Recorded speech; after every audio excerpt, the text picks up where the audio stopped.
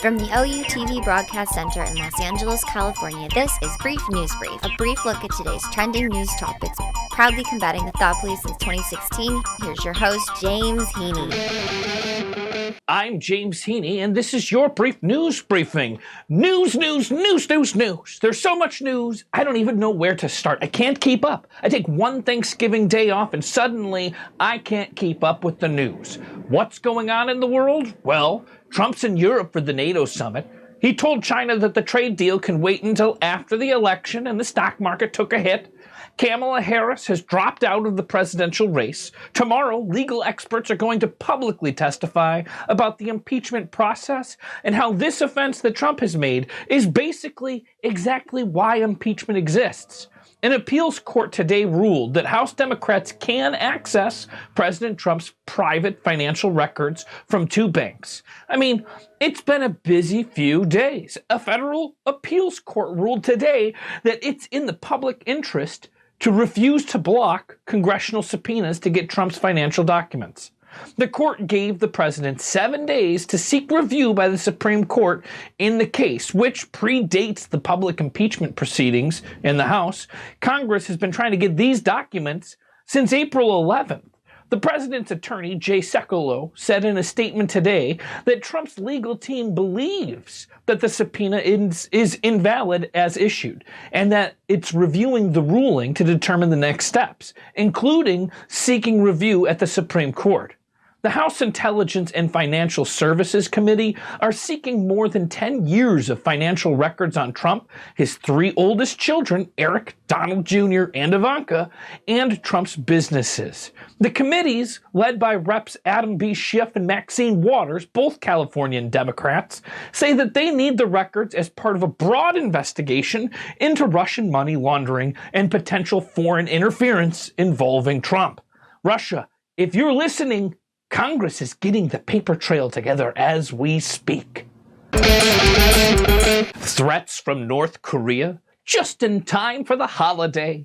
North Korea said that its dialogue with the United States has been nothing but a foolish trick, and warned Washington that it could be on the receiving end of an unwelcome Christmas gift. Meanwhile, Trump continues to talk sweet in regards to this dictator from the London NATO summit. Trump expressed his confidence that North Korea would still denuclearize. He also noted that North Korean leader, Kim Jong-un, likes sending rockets up, doesn't he? That's why I call him Rocket Man. North Korea has a history of timing launches with an eye on international developments and even U.S. holidays. Call Kim Jong-un the Grinch of Christmas. He just can't get into the Christmas spirit. But it's not just Christmas. Last week, North Korea chose Thanksgiving Day to launch two projectiles from what it calls its super large multiple rocket launcher, marking the 14th test of short-range rockets or missiles that it's undertaken this year alone. On July 4th of 2017, North Korea conducted its first test of an ICBM, the Hwasong-14, with the leader Kim Jong-un describing it as a package for the Americans on their Independence Day. North Korea has also dialed up the military threats in recent months, suggesting that it may soon launch a ballistic missile in the direction of Japan. When the Japanese Prime Minister called that out as a threat, North Korea responded by calling him the worst idiot in the world and the stupidest man in history. So in case you were wondering, yeah, Kim Jong-un is still unhinged.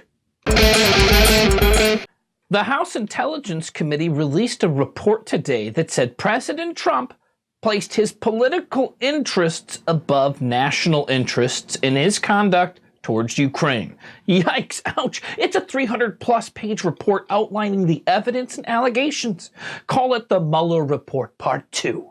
How many reports about this president's illegal acts does this country need to see in 2019? Do we not have any values anymore?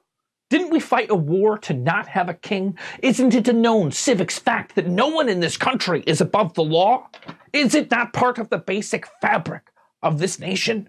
Trump leveraged military assistance and an Oval Office meeting with Ukrainian President Vladimir Zelensky in exchange for investigations of former Vice President Joe Biden and his son Hunter Biden.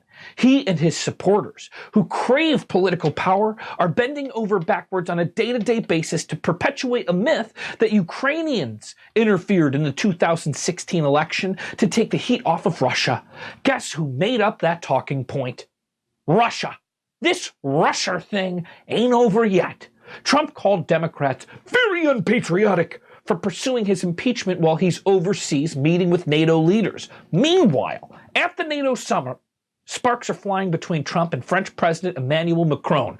Macron described the brain death of NATO resulting from America's failure to consent with its allies. Trump said that he and Macron had minor dispute, and that he expects that they could likely work it out, which I hope, because he seems to be able to work everything out with dictators. Well, but I hope they can.